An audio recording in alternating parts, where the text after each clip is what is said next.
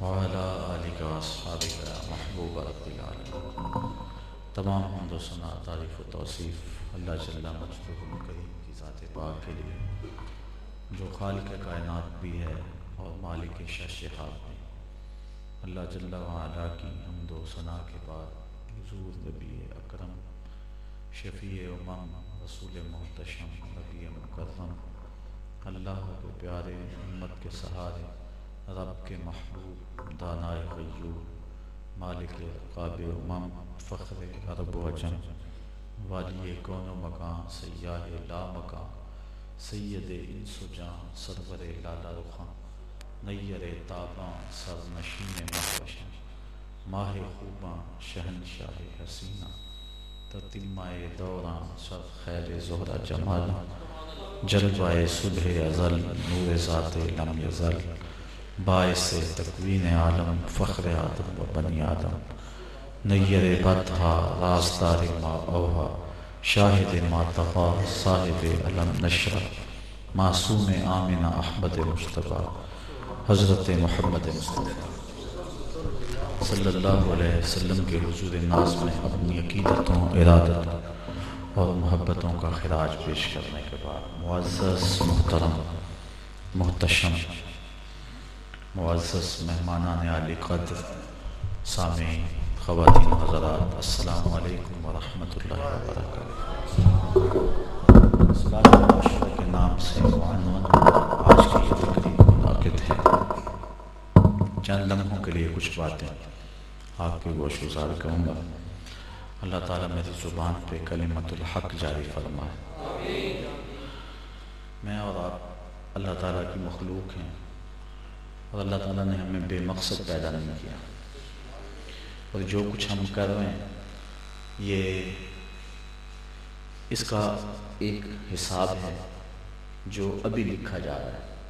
کرامن کاتبین موجود ہیں اور ہماری زندگی کی ایک ایک ساعت کو نوٹ کر رہے ہیں، اور کل قیامت کے دن ہر شے تشت ازبام ہو، یوم تبلی السرائر فما لہ من قوت ولا ناصر، اس دن ہر راز کھول دیا جائے گا اور کوئی طاقت نہیں ہوگی جو بچا سکے۔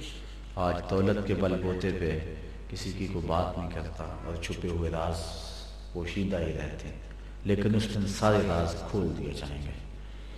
وہ دن آنے والا، نامہ اعمال کھل کے سامنے آئے گا۔ انسان جب اپنے نامہ اعمال پڑھے گا تو بے ساختہ پکار اٹھے گا، ما لہذا الکتاب لا یغادر صغیرۃ ولا کبیرۃ الا احصاها، ہائے اس کتاب کو کیا ہو گیا، اس نے چھوٹی بڑی کوئی بات نہیں چھوڑی، سب کچھ لکھ دیا۔ تو وہ سب کچھ ہمارے سامنے آنے والا ہے اور ہم اس مرحلے سے گزر رہے ہیں۔ اسلام نے ہمیں بے مقصد زندگی گزارنے سے منع کیا۔ زندگی کا ایک لمحہ با مقصد ہونا چاہیے۔ حضرت ابو بکر بن داسہ حضرت امام ابو داؤد سے روایت کرتے ہیں کہ انہوں نے اللہ کے محبوب علیہ السلام کی 5 لاکھ حدیثیں لکھی۔ یہ امام عینی نے عمدۃ القاری شرح صحیح بخاری میں لکھا ہے۔ 5 لاکھ حدیثیں حضور کی جمع کی، پھر ان میں انتخاب کیا، بلا تکرار احادیث ان کو الگ کیا، تو تعداد رہ گئی صرف 4000۔ ان 4000 احادیث میں سے زہد اور مناقب کی حدیث الگ تھی، تو جن سے احکام شریعہ ثابت ہوتے تھے ان کی تعداد رہ گئی صرف 800۔ ان 800 احادیث میں سے پھر انہوں نے مزید اس کا خلاصہ تیار کیا تو صرف 4 حدیثیں رہ گئیں، اور فرمایا اگر کوئی ان 4 حدیثوں پہ عمل کر لے تو اس کے دین و دنیا کے لیے یہ 4 حدیثیں ہی کافی ہیں۔ ان میں سے ایک حدیث یہ ہے، من حسن اسلام المرء ترکہ ما لا یعنی ہے، آدمی کے اسلام کا حسن یہ ہے کہ ہر بے مقصد کام کو چھوڑ دے۔ یہ 5 لاکھ احادیث رسول کا جو خلاصہ ہے 4 حدیثیں، ان میں سے ایک حدیث ہے کہ ہماری زندگی کی ایک ایک ساعت، ایک ایک گھڑی اور ایک ایک لمحہ با مقصد ہونا چاہیے۔ بے مقصد ایک ساعت بھی بوجھ ہے ایک کامل انسان کے لیے، اور ایک شخص جو اسلام کا دم بھرتا ہے اور اپنے آپ کو حضور کا غلام کہتا ہے، اس کی زندگی بے مقصد نہیں ہوتی، اس کا چلنا بھی با مقصد اس کا اٹھنا بھی با مقصد، اس کا بیٹھنا بھی با مقصد، اس کی گفتگو بھی با مقصد، اس کی خاموشی بھی با مقصد، اس کا سونا بھی مقصد سے مالا مال ہے، اور اس کا جاگنا بھی مقصدیت سے بھرپور ہے، اور اس کی زندگی لوگوں کے لیے راہ عمل ہے، اور جب لوگ اس کو دیکھتے ہیں تو اپنی زندگی کی راہیں ٹھیک کرتے چلے جاتے ہیں۔ حضور علیہ السلام کے غلام اہل ایمان، ان کو پوری کائنات کے لیے نمونہ بنایا گیا۔ کنتم خیر امت اخرجت للناس، تم لوگوں کے لیے ہو، لوگوں کے لیے نکالے گئے۔ ہدایت کے سارے سوتے تمہاری اداؤں سے پھوٹتے ہیں، اور تمہارے دم سے بزم عالم میں چراغاں ہیں، اور لوگوں نے ساری روشنیاں اور سارے اجالے اور ساری چراغاں تم سے لینی ہیں۔ اگر جس نے روشنیاں بانٹ دی ہیں وہی اندھیروں کا متلاشی ہو جائے، جس نے اجالے بانٹنے ہیں وہی مسافر ہو جائے ظلمتوں کا، تو پھر اجالے اور روشنیاں کہاں سے ملیں گے؟ ضیاؤں کا نقیب حضرت انسان حضور کا غلام ہے، اور یہ اللہ کا نائب ہے اور خلیفۃ اللہ ہے۔ اس نے اپنی زندگی کو اس طرح سے گزارنا ہے کہ لوگ اس کو دیکھ کر کے اپنی زندگی کی راہیں ٹھیک کریں۔ ہم اگر اپنے اسلاف کی کہانیاں پڑھتے ہیں تو ان کی زندگی اتنی خوبصورت تھی۔ جب امام محمد کا جنازہ اٹھا تو جب لوگ جنازے میں آتے تو چارپائی کو بھڑ بھڑ کے لوگ کندھا دے رہے تھے، تو ہر ایک کا شوق تھا کہ میں جنازے کی چارپائی کو کندھا دوں۔ یہودی اور عیسائی بھی تھے، وہ بھی جنازے میں شریک ہوئے، اور اگر کسی کو شوق دامنگیر ہوا کہ میں بھی جنازے کی چارپائی کو کندھا دے لوں، تو جس جس کا کندھا امام محمد کے جنازے کی چارپائی کو چھوا اس کے لبوں پہ کلمہ جاری ہو گیا۔ یہ تھی زندگی، یہ ہے مقصدیت، اور ایمان کی بہاریں اس سے ملتی چلی گئیں۔ آج ہماری زندہ لاشیں لوگوں کے ایمان کے راستے میں رکاوٹ ہیں کہ نہیں؟ وہ لوگ تھے کہ مرنے کے بعد بھی ان کے چہرے کی زیارت لوگوں کو ایمان دیتی تھی۔ وہ جدھر سے گزر جاتے تو ادھر سے روشنیاں پھیل جاتی تھی، ادھر سے خوشبوئیں طواف کرتی تھی جدھر وہ گزرا کرتے تھے۔ اور آج ہم ہیں کہ ہماری زندگی جو ہے وہ ایسی ہے کہ اگر کوئی شخص اسلام لانا بھی چاہتا ہے تو ہمارے کردار کو دیکھ کے پیچھے ہٹ جاتا ہے۔ ایک کتاب ہے عرب کا چاند، لالو لکشمن پرشاد نے یہ کتاب حضور کی سیرت میں آج سے کئی سال قبل لکھی تھی۔ بچپن میں نے بھی اس کتاب کو پڑھا، 200-250 صفحات پر مشتمل مختصر سی کتاب ہے، خلاصہ ہے سمجھو سیرت رسول کا۔ الفاظ کیا ہیں؟ سطروں میں چراغ رکھ دیے ہوئے ہیں، بڑی خوبصورت تحریر ہے۔ تو کسی نے لالو سے پوچھا کہ تو نے مسلمانوں کے نبی پر اتنی خوبصورت کتاب لکھی تو تو اس نبی کا غلام کیوں نہیں بن گیا؟ تو اس کا جواب سنیں، ہماری آنکھیں کھول دینے کے لیے بہت کافی ہے۔ اس نے کہا جب میں نے اس مختصر کتاب عرب کا چاند لکھنے کے لیے امہات کتب سید کو پڑھا تو یہ جذبہ میرے دل میں پیدا ہوا کہ میں دیر کیوں کرتا ہوں، اس نبی کا غلام کیوں نہیں بن جاتا جس کی سیرت لکھ رہا ہوں۔ لیکن جب میں موجودہ مسلمانوں کے کردار کو دیکھتا ہوں تو میں کہتا ہوں میں ہندو ہی ٹھیک ہوں۔ جب حضور کی سیرت تو دیکھتا ہوں تو جذبہ انگڑائیاں لیتا ہوں، دل میں یہ آرزو پیدا ہوتی ہے کہ دیر کیوں کر رہا ہوں، اس آقا کا غلام کیوں نہیں بنتا۔ لیکن غلامی کا دعویٰ رکھنے والوں کو جب دیکھتا ہوں تو میں کہتا ہوں اس سے تو میں ہندو ہی ٹھیک ہوں۔ میں نے کہا تھا کسی دور میں، اور بڑے برسرے بازار کہا تھا کہ آج ہم امریکہ کے ساتھ ٹکر دینے کی بات تو کرتے ہیں، ہمارے جذبات ہونے بھی چاہیے، اور اس شخص سے کس کو محبت کا رشتہ ہو سکتا ہے جس کی آستین کے ایک ایک تار سے مسلمانوں کا لہو ٹپکتا ہو۔ لیکن میں نے ایک بات کہی تھی، میں نے کہا تھا آج ہم بات تو کرتے ہیں لیکن کبھی اپنے اندر بھی جھانک کر کے دیکھا، ہماری مسجدوں کی لیٹرینوں کے جو لوٹے ہیں وہ بھی زنجیروں سے بندھے ہوئے ہیں۔ جس قوم کے مزاج کا عالم یہ ہے کہ باہر اگر واٹر کولر آپ نصب کرتے ہیں تو اس کے اوپر جو گلاس رکھنے اس کو زنجیروں سے باندھ کے رکھتے ہیں۔ جس قوم کی دست برد سے وہ گلاس بھی محفوظ نہیں رہتے اور وہ لوٹے بھی محفوظ نہیں رہتے، وہ قوم امریکہ سے ٹکر لے سکتی ہے بھلا؟ ہم کبھی سوچیں ہم کس جگہ پہ کھڑے ہیں، ہماری ہماری حالت کیا ہے۔ گھر کی آگ بجھی تو کچھ سامان بچا تھا جلنے سے، سو وہ بھی ان کے ہاتھ لگا جو آگ بجھانے آئے تھے۔ یہ ہماری قوم کی تصویر ہے اور ہم جس جگہ پہ کھڑے ہیں۔ تو لالو لکشمن پرشاد نے کہا کہ جب میں سیرت رسالت مآب صلی اللہ علیہ وسلم کو دیکھتا ہوں تو یہ جذبہ میرے دل میں انگڑائیاں لیتا ہے، لیکن جب میں موجودہ دور کے غلامان رسول کو دیکھتا ہوں تو میں کہتا ہوں کہ اس سے تو میں ہندو ہی ٹھیک ہوں۔ تیرے صوفے ہیں فرنگی، تیرے قالی ہیں ایرانی، خون کے آنسو رلاتی ہے جوانوں کی تن آسانی، ہر کوئی مست ذوق مے تن آسانی ہے، ہر کوئی مست ذوق مے تن آسانی ہے، تم مسلمان ہو یہ انداز مسلمانی ہے، حیدری فقر ہے نہ دولت عثمانی ہے، تم کو اسلاف سے کیا نسبت روحانی ہے، وہ معزز تھے زمانے میں مسلمان ہو کر اور تم خار ہوئے ہو تار کے گناہ ہو کر۔ آج ہماری پستی، ہماری زبوحالی اس وجہ سے ہے کہ ہم نے اس دامن کو چھوڑ دیا ہے جس دامن میں عافیت تھی، اور آج ہم کار مذلت کی گہرائیوں میں ہیں۔ جو ہمارے ساتھ ہو رہا ہے کابل میں، کندھار میں، قلعہ جنگی میں، دشت لیلہ میں، تورا بورا میں، تقریب میں، موصل میں، بغداد میں، القدس میں، کشمیر میں، آذربائیجان میں، چچینیا میں، کس کس کا نام لو، گوانٹا ناموبے کے جیل خانے سے لے کر کے شتیلا اور صابرہ کے کیمپوں تک دکھوں کی ایک بری ہوئی داستان ہے۔ دریائے آمو کی لہروں سے لے کر ڈھل جھیل کے کناروں تک لاشیں ہی لاشیں پھیلی ہوئی نظر آتی ہیں۔ ہم اگر غور کریں، ہم اگر دیکھیں تو ہم کس جگہ پہ کھڑے ہوئے، یقین جانیں یہ انتہائی آزمائش کے لمحات، یہ دور جس دور سے میں اور آپ گزر رہے ہیں، اسلامی سوسائٹی اور اسلامی معاشرے کی جو وہ وحدت ہے وہ پامال ہو کے رہ گئی، اور ہم 72-73 گروہوں میں تقسیم ہو گئے اور 56-57 ریاستوں میں تقسیم ہو گئے۔ بٹکے ہوئے آہو کو پھر سوئے حرم لے چل، اقبال نے روتے ہوئے کہا تھا، اس شہر کے خوگر کو پھر وسعت صحرا دے، میں بلبل نالا ہوں اس اجڑے گلستان کا، تاثیر کا سائل ہوں محتاج کو داتا دے، آج ہے رسوا زمانے میں کلاہ لالا رنگ، جو سراپا نازتے ہیں آج مجبور نیاز۔ آج ہم کہاں ہیں، رو رہی ہے آج کی ٹوٹی ہوئی مینا اسے، کل تلک گردش میں جس ساکی کے پیمانے رہے، خیر تو ساکی سہی لیکن پلائے گا کسے، اب نہ میں کش رہے باقی نہ میں خانے رہے، رو رہے ہیں آج وہ دشت جنوب پرور جہاں رقص میں لیلا رہی لیلا کے دیوانے رہے۔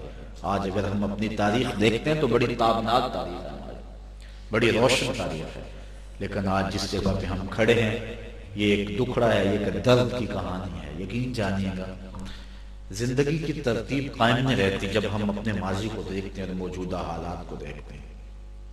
آج ہمارے لیے یہ مسئلہ ہے کہ قوم کو کہنا ہے کہ نماز پڑھو، آج اصلاح معاشرہ کی یہ بات رہ گئی ہے کہ جو 700-750 مرتبہ رب نے حکم دیا ہے، اب بھی ضرورت ہے کسی تلقین اور کسی تاکید کی، لیکن مجبور ہے کہ اس کے لیے بھی کتنے لوگ ہیں کہ جو مسجد کا رخ کرتے ہیں۔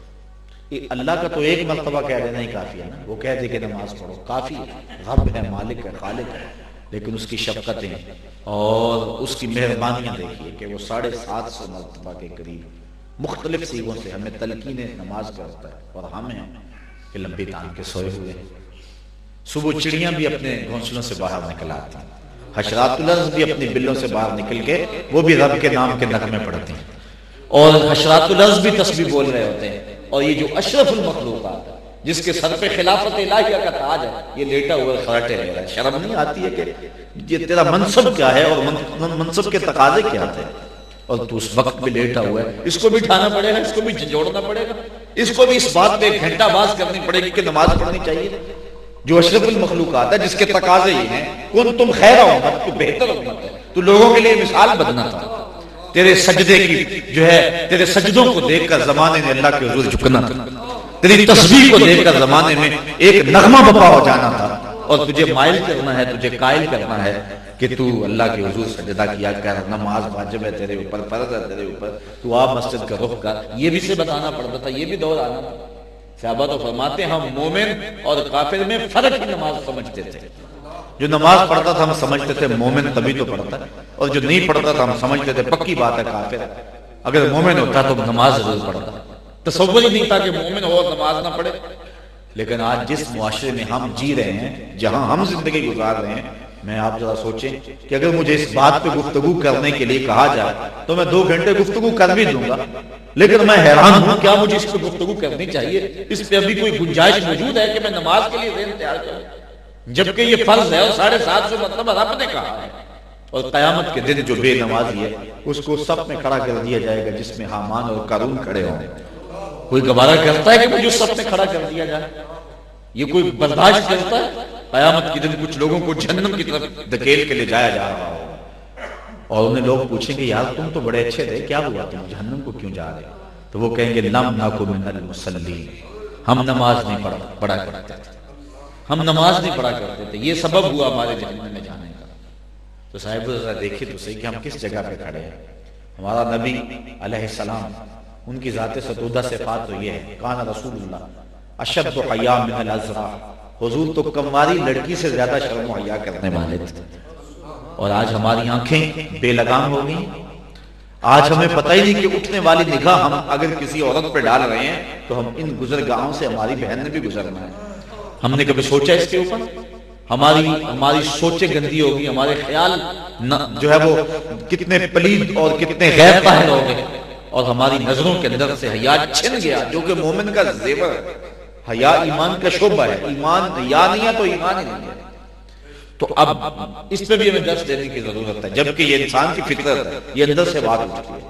حیا جو ہے یہ سکھایا نہیں جاتا ہے، مومن کی فطرت اور طینت میں رکھا گیا ہے۔ اور یہ ہمیں اپنی بیٹیوں کو بھی کہنا پڑے کہ تم پردہ کیا کرو۔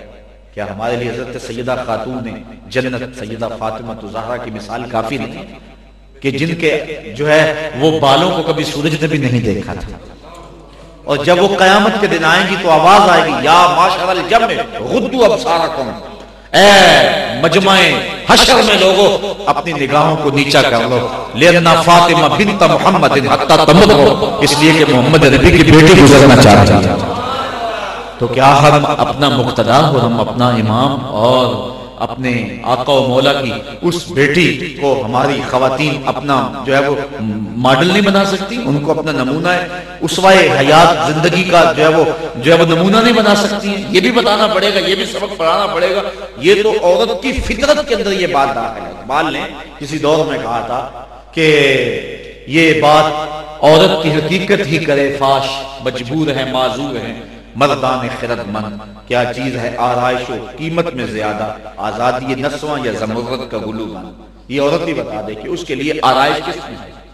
وہ گھر کی چار دیواری کو بوجھ سمجھ بیٹھی، وہ یہ نہیں سمجھتی کہ گھر کی چار دیواری تو اس کی زینت ہے، اس کی آبرو کی محافظ ہے۔ وہ برقعے کو اپنے لیے قید خانہ اور خیمہ سمجھ رہی ہے، یہ اس کا ایک ایک سلوٹ تیری حیا کا پہرا ہے میری بیٹی۔ تو مغرب کی ٹینوں نہیں ہے، تو فاطمہ ہے، تو عائشہ ہے، تو اسلام کی بیٹی ہے، اور تیرے دم سے اسلام کے دامن میں بہا رہے ہیں۔ اقبال کہتا ہے آ تجھے میں ایک بات بتاؤں، اگر پندے سے درویش پذیری، ہزار امت نہ میرت، ہزار امت بمیرت تو نہ میری، بطول باش و پنہا شوزی اثر کہ در آغوش تو شبیر بغیری۔ کہا میری قوم کی بیٹی آج ایک سبق تجھے دیتا ہوں، وہ یاد کر لے، ہزار امتیں مر جائیں گے لیکن امت مسلمہ کو کبھی زوال نہیں آئے، اور وہ کیا ہے؟ بطول باش، تو بطول بن جا اور لوگوں کی نظروں سے پوشیدہ ہو جا، پھر تیری گود میں بھی حسین کے جانشین جنم لیا کریں۔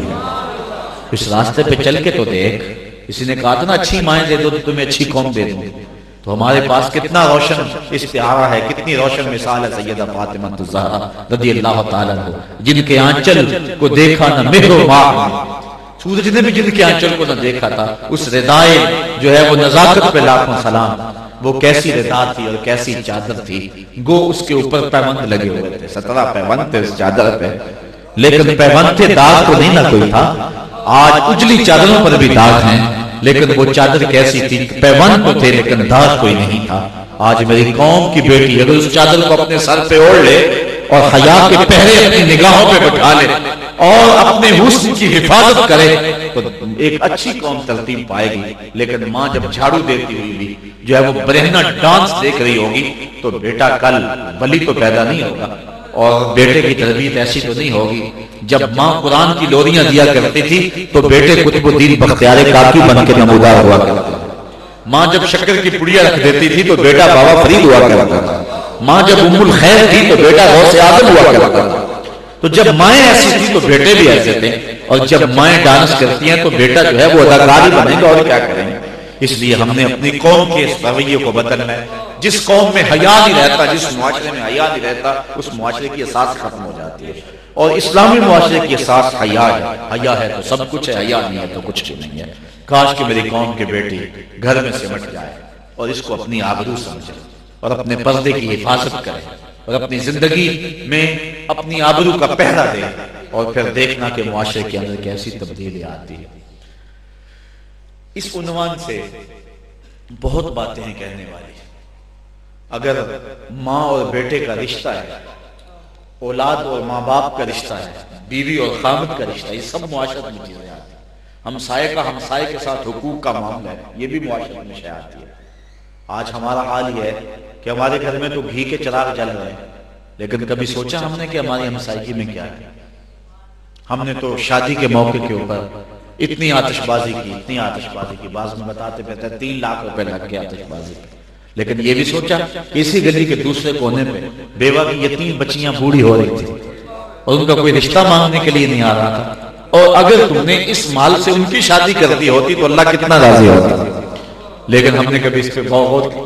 اللہ تعالیٰ قرآن مجید میں ارشاد فرماتا ہے الم نجعل له عینین ولسانا وشفتین وہدیناہ النجدین فلاقتحم العقبہ وما ادراک ما العقبہ فک رقبۃ او اطعام فی یوم ذی مسغبہ یتیما ذا مقربہ او مسکینا ذا متربہ۔ کہا یہ مشکل گھاٹی نہیں چلتی، یہ کہتا میں نے اتنے پیسے لگا، میں مری گیا تھا اتنے پیسے لگایا، یہ میرے کوٹھی کا گیٹ دیکھو اتنے کا لگا ہے، اور یہ میرے ٹائلٹ پہ 5 لاکھ روپے لگ گئے، یہ بتاتا پھرتا ہے، اس پہ ڈھینگے مار رہا ہے۔ اللہ تعالیٰ فرماتا ہم نے اس کو آنکھیں نہیں دی، اس کو زبان نہیں دی، اس کو ہونٹ نہیں دیے، اس نے آنکھوں سے کیوں نہیں دیکھا؟ کسی کے گھر میں ہوتا ہوا ماتم سے کیوں نظر نہ آیا؟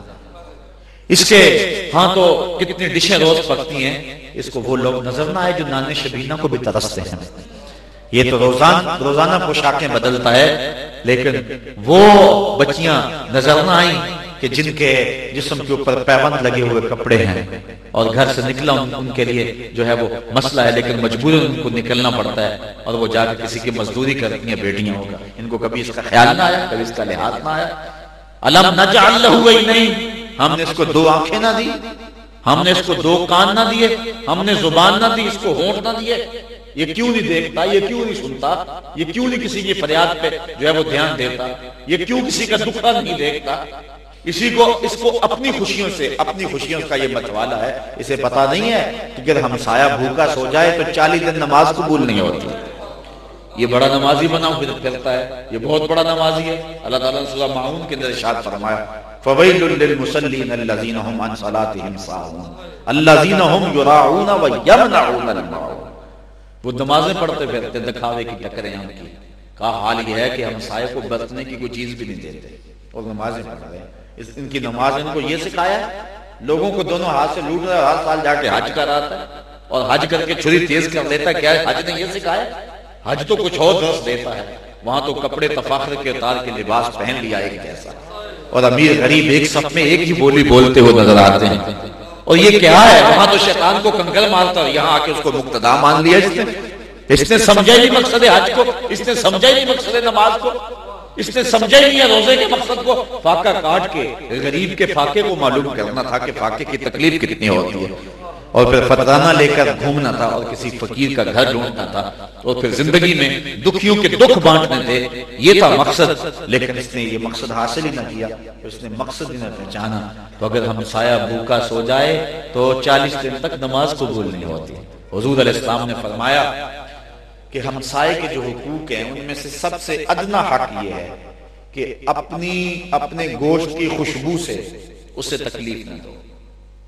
یعنی اگر تم ہمسائے کو کچھ دے سکتے ہو تو دے دو، نہیں تو ایسے زاوی اور ایسے وقت میں گوشت پکاؤ کہ ہمسائے کے بچے اگر ضد کر بیٹھے تو وہ اس کی استطاعت نہ رکھتا ہوا تو ان کو کون چپ کرائے گا؟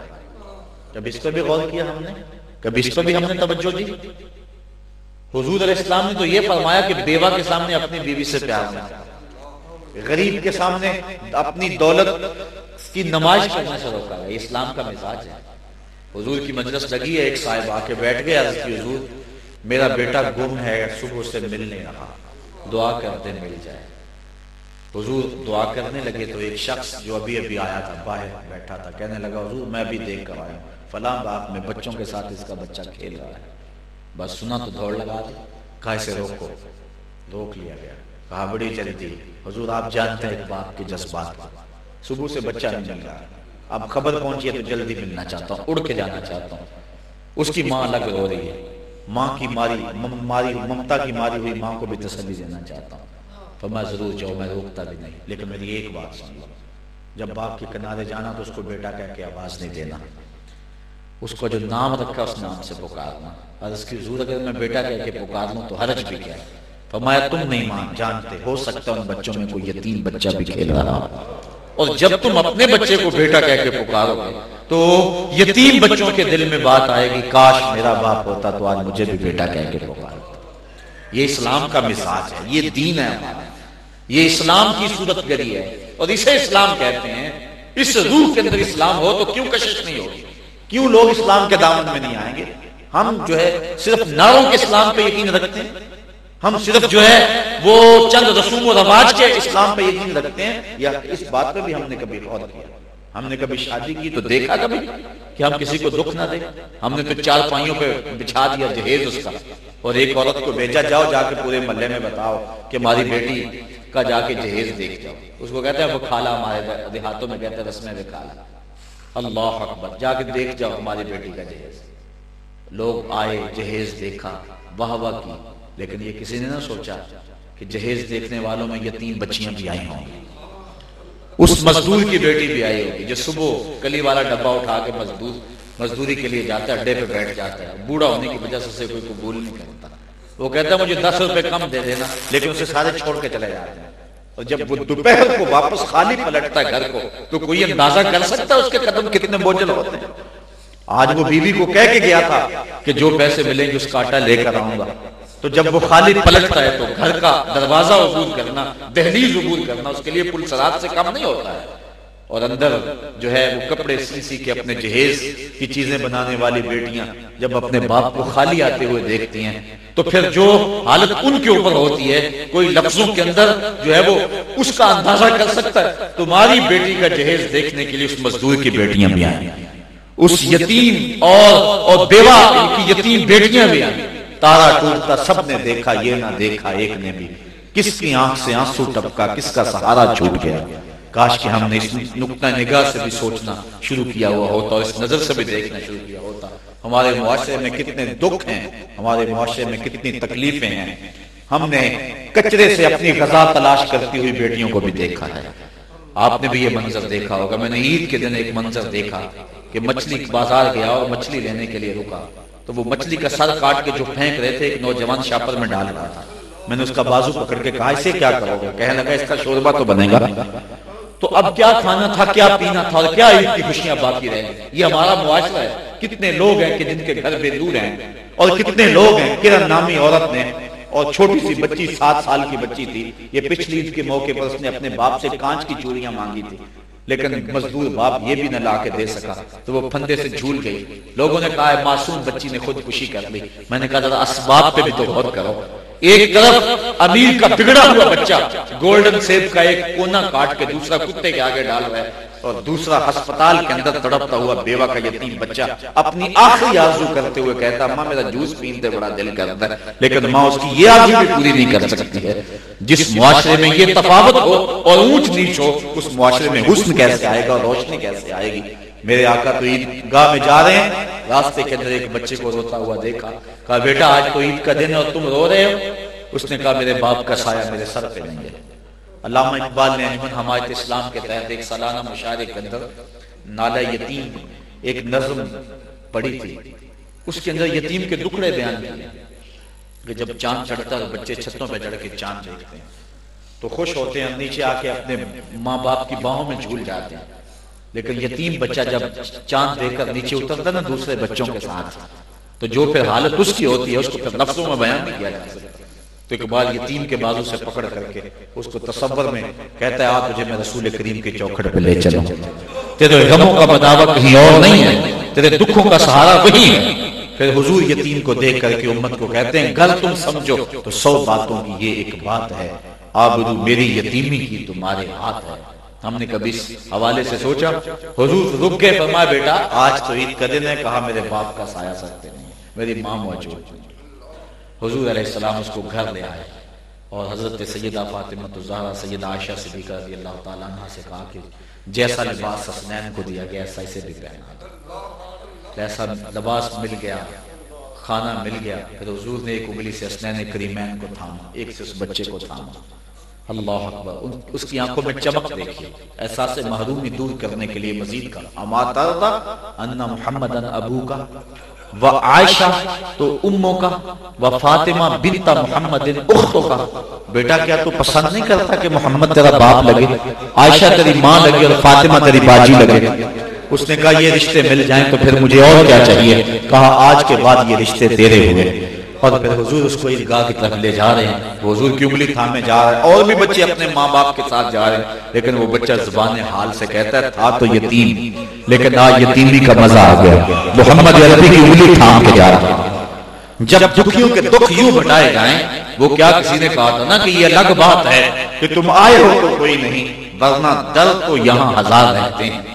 تو جب کوئی آ جائے غمخوار، جب غمخوار سرہانے آ جائے تو زہدی نے بھی کہا ہے نا دکھ درد کے ماروں کو غم یاد نہیں رہتے. جب سامنے آنکھوں کے غمخوار نظر آئے، اور جس معاشرے میں غمخوار بھی کوئی نہ ہو، جس معاشرے میں پیر بھی لٹیرا ہو، مجھے معاف کیجئے مولوی بھی لٹیرا ہو، جس معاشرے کے اندر سیاستدان بھی لٹیرا ہو، حکمران بھی لٹیرا ہو، اور امیر بھی غریبوں کے جذبات سے کھیلتے ہیں، جس معاشرے کے اندر عید کے دن بھی بیوہ کا یتیم بچہ آلو چھولے بیچنے پہ مجبور ہو، اس معاشرے میں سکھ کہاں سے آئے گا، طمانیت کہاں سے آئے گی؟ آؤ اس معاشرے کو ڈھونڈو جس معاشرے کو محمد عربی نے ترتیب دیا تھا. وہ مدینے کا معاشرہ، وہ روشن معاشرہ، وہ زندگی بخش معاشرہ، وہ اسی پہ اپنی ملت کا قیاس کرو، اور وہی زندگی کا حسن ہے اور وہی اجالہ ہے. آج ہر ماں باپ کہتا ہے کہ میری اولاد میری بات نہیں مانتی. کوئی تعویذ لکھ دو، شاید کسی نے تعویذ ڈال دی ہے، تو میں کہا کرتا ہوں تم نے رسول اللہ کی بات مانی تھی کہ آج وہ تمہاری بات مانتے؟ اگر تم اللہ کے رسول کی بات مانی ہوتی تو آج وہ تمہارے متی ہوتے. میرے آقا کریم نے تو والدین کا ادب سکھایا ہے، اور اللہ تعالیٰ نے قرآن مجید کے اندر یہ بات سکھائی ہے کہ خبردار ان کے سامنے اف بھی نہ کہنا. اور آج اگر بیٹا باپ کے گریبان تک پہنچتا ہے، اور بیٹا اگر ماں کو برا بھلا کہتا ہے، تو آج ماں اگر روتی ہے، باپ اگر چیختا چلاتا ہے، تو وہ اس بات کو سوچے کہ اس نے اس بچے کو کیا دیا تھا، اس نے اس بچے کو کیا پیغام حق پہنچایا تھا کہ آج وہ اس کی تعظیم کرے.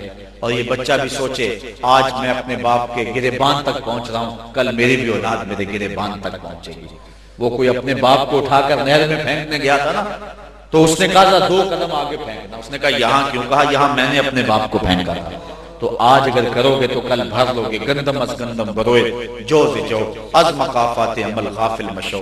رومی کہتے ہیں گندم بو گے تو گندم کاٹ لو گے، جو بو گے تو جو کاٹ لو گے. مقافات عمل سے کبھی غافل نہیں ہونا چاہیے. ہم نے اپنی زندگی کے اندر اگر اچھائی، اگر زندگی لمبی چاہتے ہو، زندگی میں آسودگی چاہتے ہو، تو رشتہ داروں کے ساتھ حسن سلوک کرو.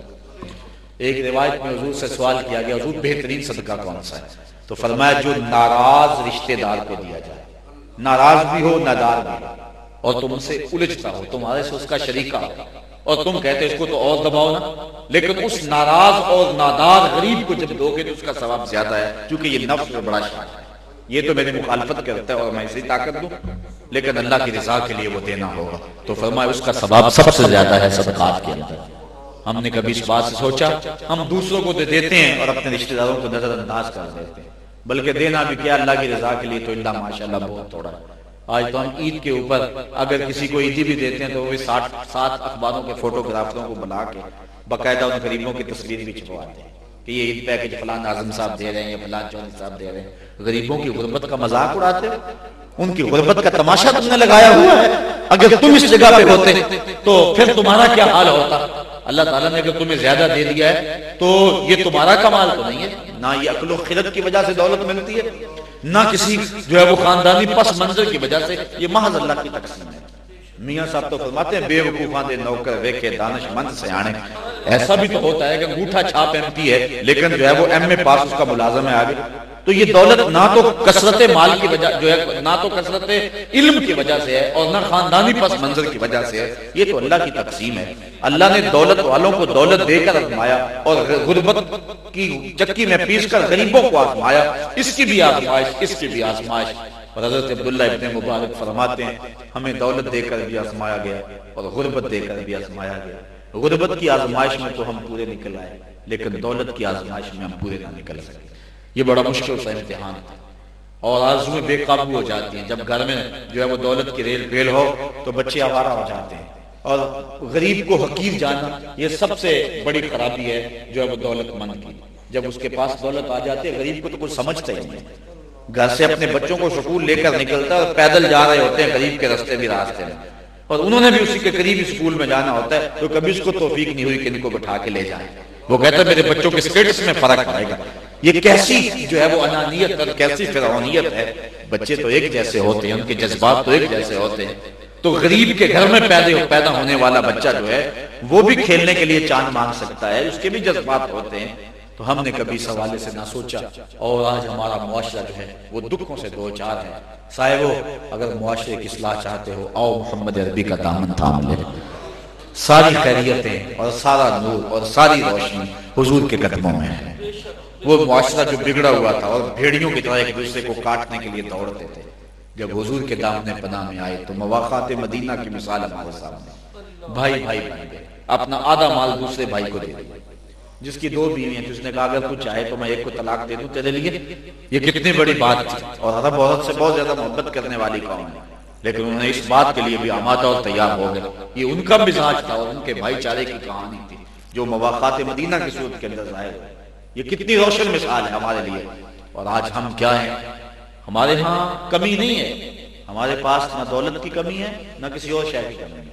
صرف تقسیم جو ہے ہم نے جو ہے وہ ایک دوسرے کا درد بانٹنے کا مزاج ہے وہ چھوڑ دیا ہے. وہ کیا کسی نے کہا تھا کہ امیر اگر آسائش نہیں چھوڑتے تو نہ چھوڑیں، نمائش ہی چھوڑ دیں. اگر وہ نمائش چھوڑ دیں تو غریب کے دکھ ختم ہو سکتے ہیں.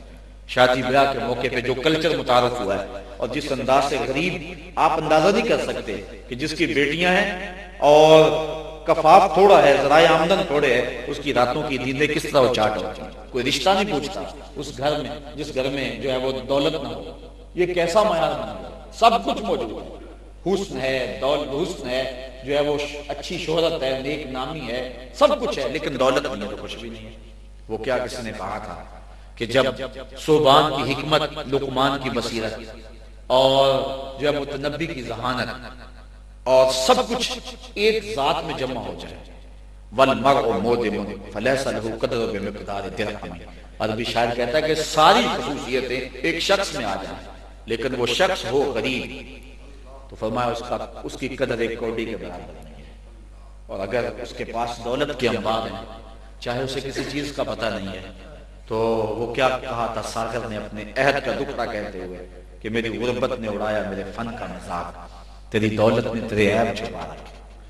آج جس معاشرے کے اندر ہم جی رہے ہیں وہ کوئی دور تھا، وہ زمانہ تھا جب افراد کی کثرت سے عزت ہوتی تھی. اس دور میں دولت کی وجہ سے بندہ معزز بنتا ہے. کبھی آپ نے اشتہار پہ دیکھو یہ ہماری محافلات کے چپتے ہیں، معززین شہر، فہرست ہوتی ہے لمبی، یہ معززین شہر. کبھی کسی غریب کا نام نہیں پڑیں گے. کیا غریب معزز نہیں ہوتا؟ کبھی کسی تہجد گزار کا تذکرہ وہاں نہیں ہوگا جو سحری کے وقت اٹھ کے آتا ہے مسجد میں اذان دیتا ہے. کبھی بھی کسی مؤذن کا نام نہیں ہوگا، حالانکہ مؤذن وہ ہیں قیامت کے دن جن کی گردنیں لوگوں کی گردنوں سے بلند ہوں گی.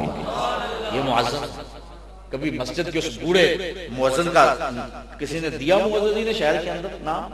کبھی کسی نے محفل نعت میں سے مہمان خصوصی رکھا؟ جو کل شراب خانے میں تھا آج محفل مہمان خصوصی میں مہمان خصوصی بن گیا محفل نعت کے اندر.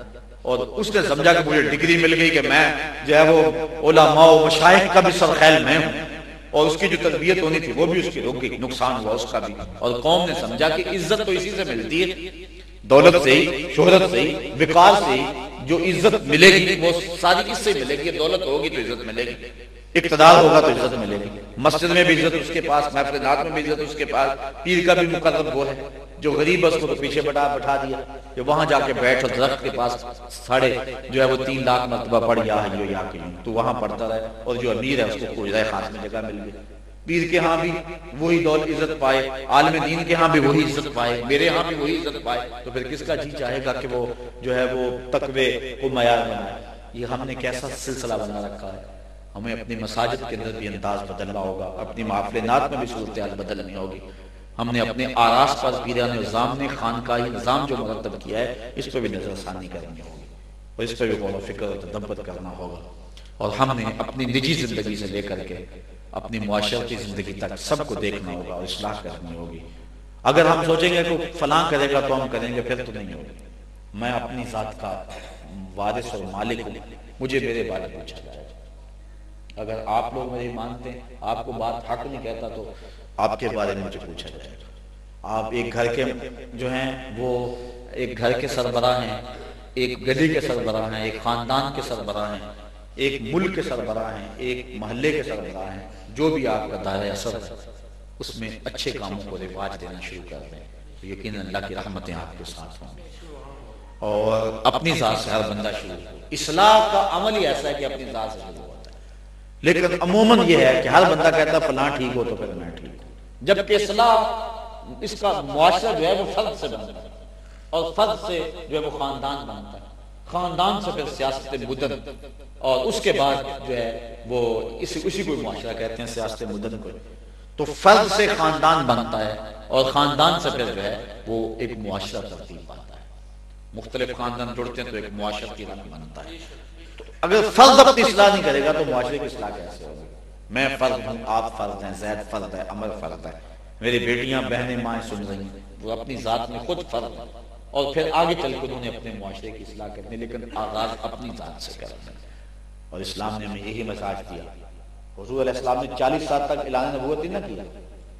بعض نے کہا کہ شاید پتہ ہی نہیں چلا تھا اس لیے اعلان نبوت نہیں، کیسی بات نہیں۔ وہ تو فرمایا کن تو نبی و آدم بین الروح والجسد، میں تو اس وقت بھی نبی تھا جب آدم علیہ السلام کا خمیر تیار ہو رہا تھا، نبی اس وقت بھی تھے، لیکن 40 سال کیوں نہیں اعلان کیا؟ 40 سال تک اپنا کردار بنا رہا ہے، 40 سال تک کردار بنا رہا ہے، پھر فرات کی چوٹی پہ چڑھ کے کہا لوگوں میں اگر کہوں پہاڑ کی اس جانب سے ایک لشکر آ رہا ہے تمہیں کچل دے گا، مانوں گے؟ انہوں نے کہا نظر نہ بھی آیا، ہم کہیں گے ہاں مانتے ہیں تم سچے ہو۔ اتنا یقین ہے آپ کی صداقت کے، فرمایا اگر اتنا یقین ہے پھر مان لو کہ میں اللہ کا رسول ہوں اور اللہ وحدہ لا شریک ہے۔ انہوں نے کہا اس کی دلیل، تو کہا میرے 40 سال ہیں تمہارے اندر گزرے، اپنے 40 سال کو حضور نے دلیل بنایا، تو میری صداقت کی دلیل میرے 40 سال اور میرے رب کی دلیل میری ذات۔ تو انسان کا کردار، ہمارے آقا و مولا کردار کے نبی اور سارے نبی با کردار ہیں، لیکن اللہ تعالیٰ نے اپنے محبوب علیہ السلام کے 40 سالہ 63 سالہ کل زندگی ظاہری اور 40 سال اعلان نہیں کیا، صرف 23 سال ملے۔ تو جب اتنا اہم کام تھا کہ پوری دنیا پہ انقلاب پیدا کرنا تھا تو پیدا ہوتے شروع ہو جاتے، لیکن 40 سال تک اعلان ہی نہیں کیا۔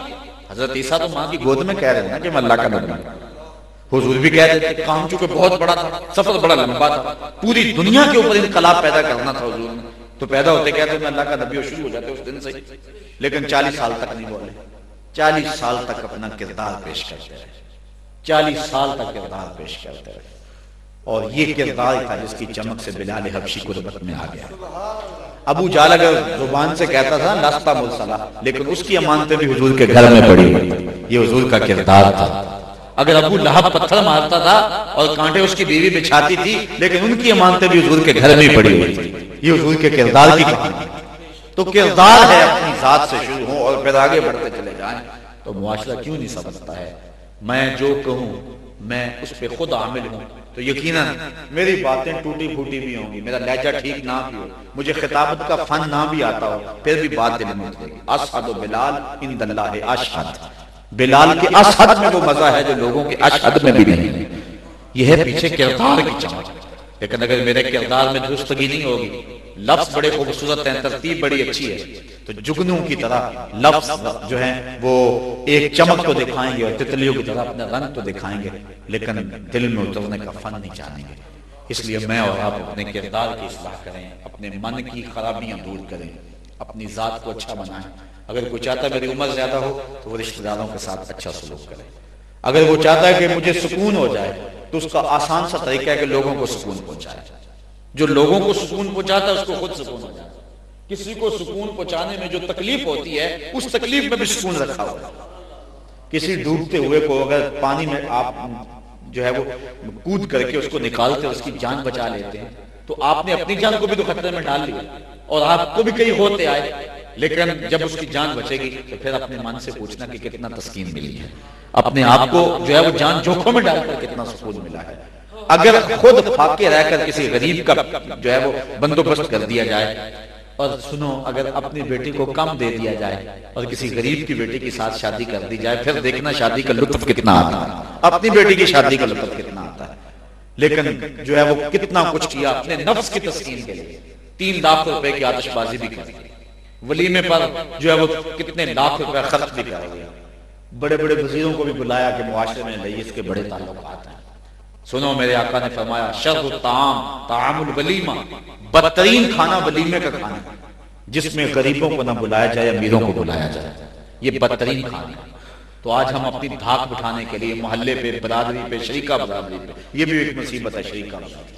حالانکہ شریک کہتے ہیں جو دکھ درد میں شریک ہو، شریک تو اس کو کہتے ہیں، اور شریک طاق میں ہوتا ہے کہ کسی طرح بیٹی کی شادی ہے اور یہ رشتہ دار عزت کے لیے آئے ہوئے ہیں، لیکن وہ طاق میں ہے کہ کھانا 2 لقمے بھی کم ہو جائے تو میں شور کروں کہ کھانا تو خراب ہو گیا، جو ہے وہ عزت و خاتمہ مل گئی۔ جو بلائے ہوئے گھر اپنے مہمان بیٹی کو رخصت کرنے کے لیے، وہ اس طاق میں ہے کہ میں اس کی تذلیل کروں، تو یہ دوست ہوئے یا دشمن ہوئے؟ تو شریک کا جو مفہوم تو یہ ہے کہ جو دکھ درد میں شریک، ہماری فقہ میں ضابطہ ہے اگر کسی شخص سے قتل ہو جاتا ہے، قتل خطا ہو جاتا ہے، تو اس کا کفارہ ہے، اور اس کا جو ہے اگر قتل عمد ہو جاتا ہے اور بعد میں قصاص لینا پڑتا ہے، اس کا قصاص ہے۔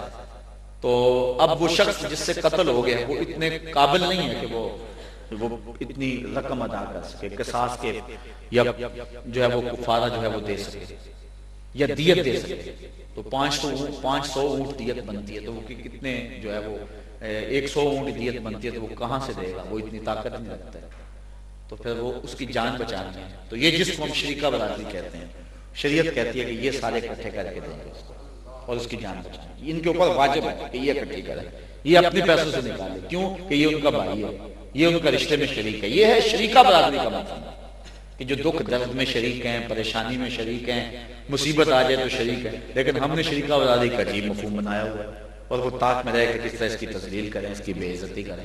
تو یہ بھی ایک عجیب سی جو ہے وہ صورتحال بنی۔ تو بات کر رہا تھا کہ شریکہ برادری پر اپنا تفوق ثابت کرنے کے لیے اور لوگوں میں اپنی دھاک اٹھانے کے لیے طرح طرح کے لوگ بلائے جاتے ہیں، عہدیدار، منصبدار، اور بڑا ان سے رابطہ کیا جاتا ہے کہ آپ ضرور آئیں، کوئی اور آئے نہ آئے، آپ ضرور آئیں۔ کبھی غریب کو بھی اتنا زور لگایا کہ جناب آپ ضرور آئیں، آپ آئیں گے تو میرے گھر میں رونق ہوگی، جتنا وزیر کو کہا جاتا ہے کبھی غریب کو بھی اتنا کہا گیا، تو بڑا زور دیا جاتا ہے اس حوالے سے کہ آپ ضرور آئیں، آپ ضرور۔ اصل مقصد کچھ اور ہوتا ہے، اسے بھی پتا ہوتا ہے مجھے کس لیے بلایا جا رہا ہے۔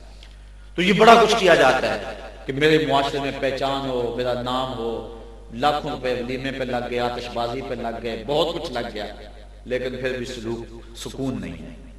اور اگر تم اس پیسے میں سے کچھ رقم نکال کر کسی غریب بیوہ کی یتیم بچیوں کا گھر بسا دیا ہوتا، تو تم نے یہ جو کچھ کیا کچھ بھی نہ کیا ہوتا، تو تمہارے دل کو طمانینت کا نور نصیب ہوتا۔ اگر سکون چاہتے ہو تو لوگوں کو سکون پہنچاؤ، اگر خود جینا چاہتے ہو تو لوگوں کو جینے دو، اگر خود لمبی عمر چاہتے ہو تو کسی کے لیے تکلیف کا باعث نہ بنو، اور اگر چاہتے ہو کہ میرے راستے ہوں تو لوگوں کے میرے راستے صاف ہوں تو لوگوں کے راستے صاف کرو، تمہارے راستے صاف ہوں گے۔ خلق خدا کی خدمت کرو، دکھیوں کے کام آؤ، اور کسی کو کھلا کر خوش ہو۔ بابا بلے شاہ تو کہتے ہیں اٹ کھڑکے دکڑ بجے تتا ہوئے چلا، آن فقیر راضی ہو، آن فقیر کھا کھا جامن راضی ہو گئے بلا۔ یہ مزاج ہوتا ہے، کسی کو دیں کھلائیں تو اسے تسکین پہنچ دیا۔ بہرحال اللہ تعالیٰ میرے معاشرے کو اصلاح نصیب فرمائے اور اس کی